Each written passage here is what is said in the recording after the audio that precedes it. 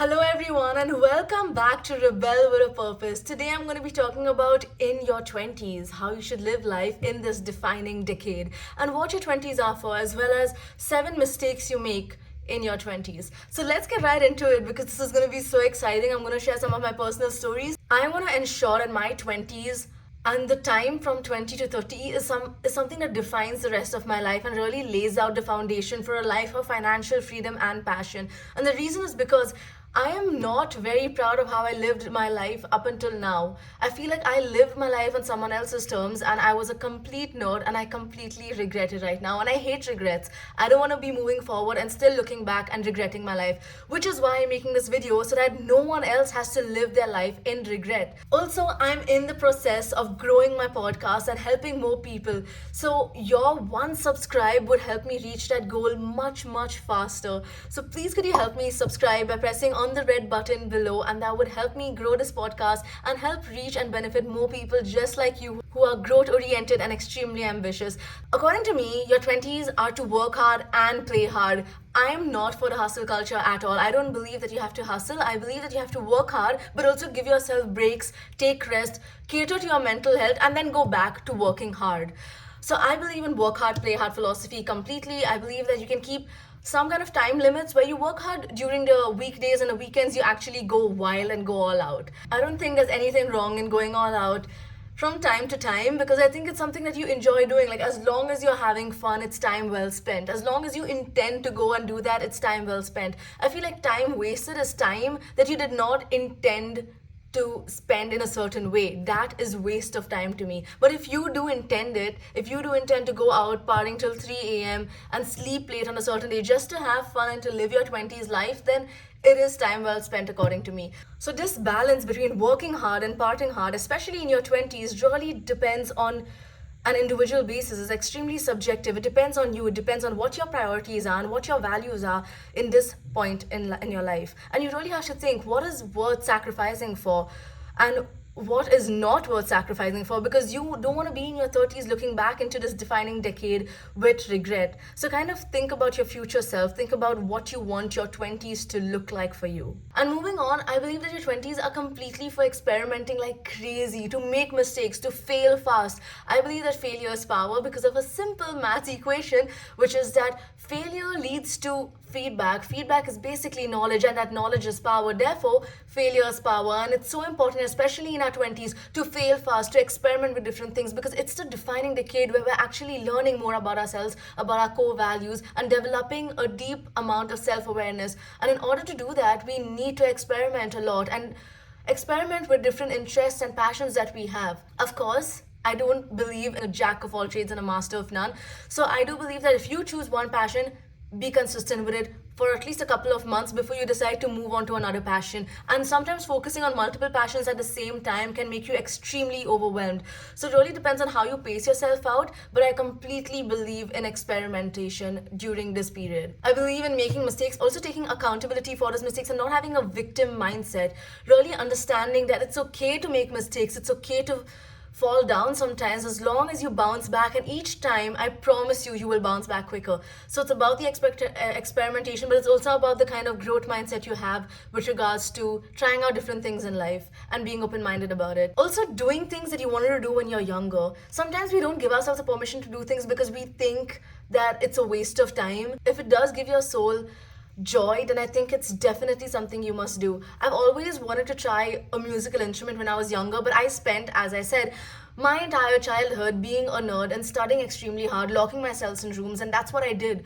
And I didn't really allow myself to try out my passions and my interests because I believed it was a waste of time.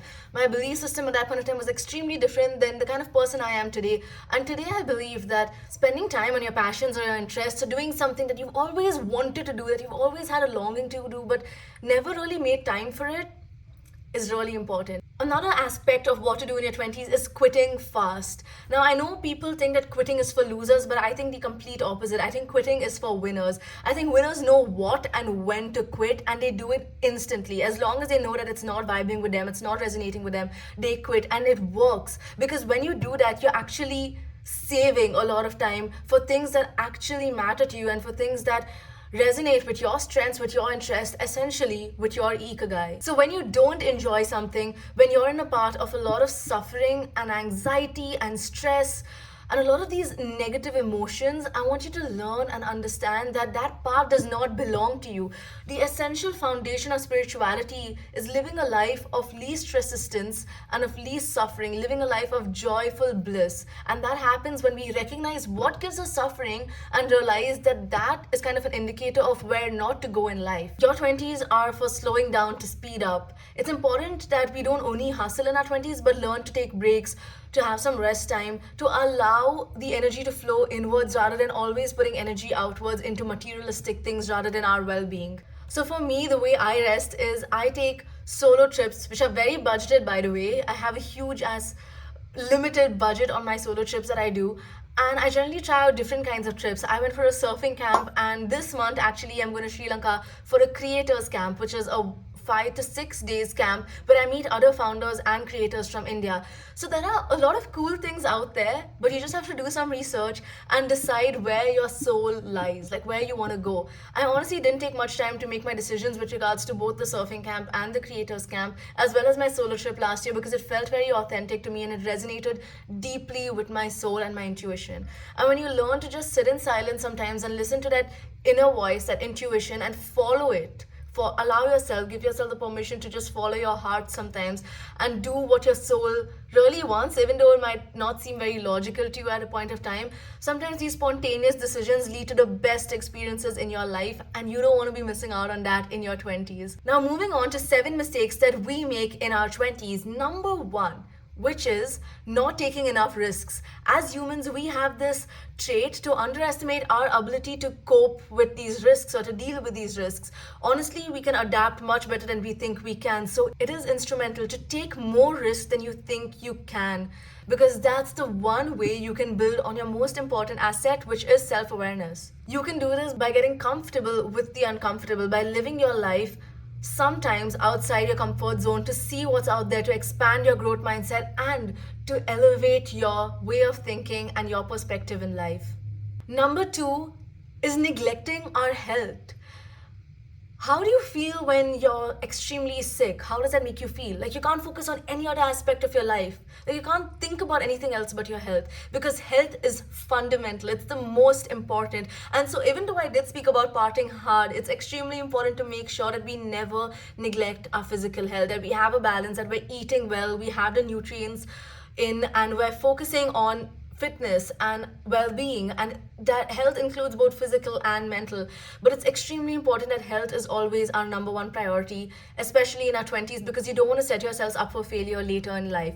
So focus on your health, because without health you can't focus on any other aspect in your life. How have we come to this generation or this era where we actually choose material gains over mental or physical well-being? I know a lot of my friends who are working 9 to 5s are actually not even 9 to 5s, they're 9 to 8s, and they are giving up on the amount they're eating, the food they're eating, the time they give themselves to work out.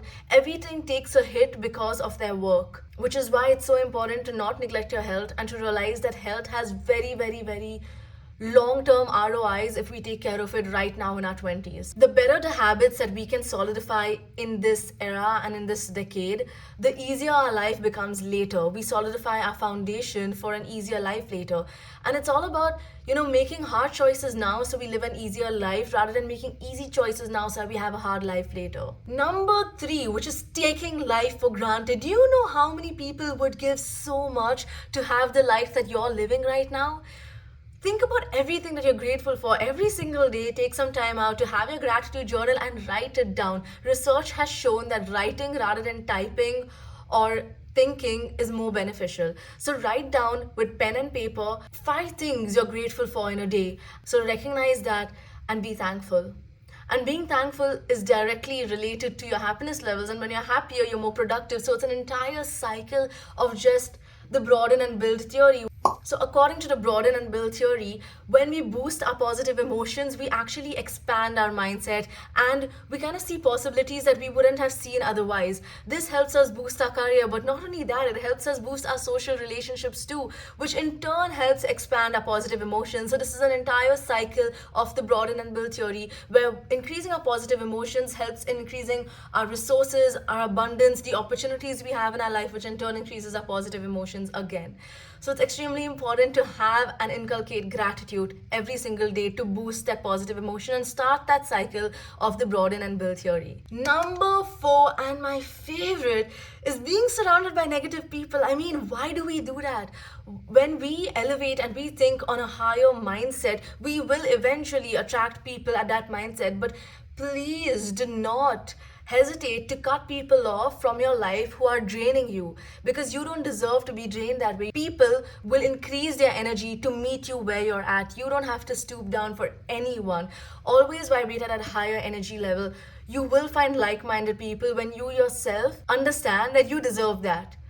It's all about mindset shift at first. When we understand that we deserve that at first and then we cut people off, it's the tiny actions we take. We gradually distance ourselves from people who are draining us or from people who make us vibrate at a lower frequency or lower energy level. We automatically are giving space and making space in our life for people who are vibrating at a higher level, for people who are more like-minded, and for people who resonate with us and vibe with us much more.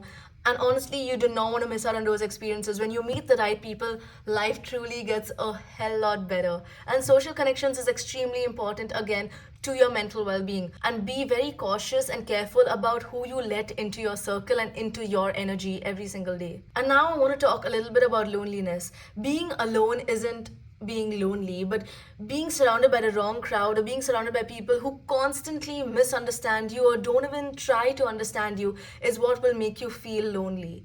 And so, in order to decrease these feelings of loneliness, it's so important to have someone that we can call at any time, to have someone who's reliable, to have someone who will give as much as we give them, who will reciprocate that same energy rather than drain us. Moving on to number 5, which is connected to number 4, which is pleasing other people. We have this habit of wanting to please other people, and this people pleasing habit often leaves us drained. Let me tell you one thing, it is not selfish to focus on yourself. It is not selfish to fill your cup first, because only when you fill your cup and only when you make yourself happy will you make others happy. So don't focus on making other people happy, because that's not going to help anyone. You're not going to feel happy if you focus on making other people happy. Focus on making you happy, and when you're happy, you will make other people happy, because your energy is extremely contagious. You are not selfish for choosing yourself. Focus on yourself. Focus on what makes your soul smile, on what makes you feel extremely fulfilled and purposeful in life. Honestly, it's your life after all. You don't want to live it on anyone else's terms. Number 6, which is equating money with happiness. To be honest, both money and happiness are illusionary concepts that we eternally chase throughout our life. Money is a form of energy, and happiness in its perfect sense never existed. So serve others, find ways to make money through that and serve them more. Fulfillment or eudaimonic happiness is greater than temporary bursts of happiness or hedonic happiness and pleasure. So focus on fulfillment, focus on impact, focus on serving others in the best way possible, using your strengths and your interests. And lastly, the 7th point, which is rushing the process. Don't let your expectations of the future or the pain of the past corrupt your present moment. Have faith and understand that the seemingly small and insignificant improvements that you make every single day actually add up to a lot more than you can comprehend right now. That is the power of compound interest, and that's the power of atomic habits and daily 1% improvement. So focus on the 1%. Every day when you wake up, ask yourself, today, how can I be 1% better than I was yesterday? And whatever that 1% means to you, make that shit happen. Don't worry about going too slow or comparing ourselves with others, because we all are, at the end of the day, on unique, different paths. We came here on a completely different level. We will leave on a completely different level. And so it's just irrational and completely illogical to compare yourselves to other people. Yet we always do this, especially due to the rise of social media, and when we get to see everyone's positives on Instagram or Facebook or TikTok or YouTube or whatever it is, and we think to ourselves, why don't I have that, or I wish I lived their life. And so it is important to use that envy or use that jealousy to actually push you and motivate you to do better with your life. But at the same time, notice that every single small win that you make is a moment of celebration. Celebrate your small wins, no matter how small. Celebrate that 1% change, no matter the fact that it's just 1%. 1% every single day makes you 365% at the end of the year, and that is massive. And focusing on consistency and focusing on building great habits, especially in our 20s, will lead to a solid foundation. So now I want to end this episode with a quote from Naval Ravikant, which is my favorite. And just to give you a little backdrop on that quote, is that in our 20s, what is something we have? We have time, we have energy, but we don't have a lot of money, right? And now, listen to this quote from Naval Ravikant. You don't get rich by spending your time to save money. You get rich by saving your time to make money. And I hope that resonates with you. I hope that sticks with you. And I really hope you enjoyed this episode. So please let me know what you thought of this episode. And if there's any regrets or mistakes you think you're making in your 20s and that this episode helped you realize, let me know in the comments or DM me at Purpose with Pratna to tell me more. Thank you so much for being here today, and I hope to see you again soon. You're listening to Rebel with a Purpose, and I'm Pratna signing off.